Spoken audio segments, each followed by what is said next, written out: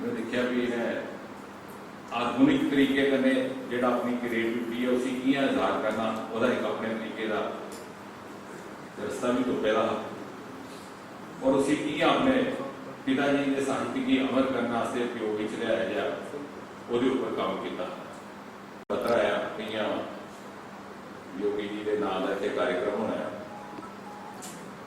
हालांकि साड़ी अस्वस्थता बड़ी होती है। मैं इतों जाना उड़ीसा भी जाना मुंबई भी जाना गुवाहाटी भी परती इतने आना इतने आने को पहले मैं आसाम हाँ वो पहले केरला पर मैं आख्या भी नहीं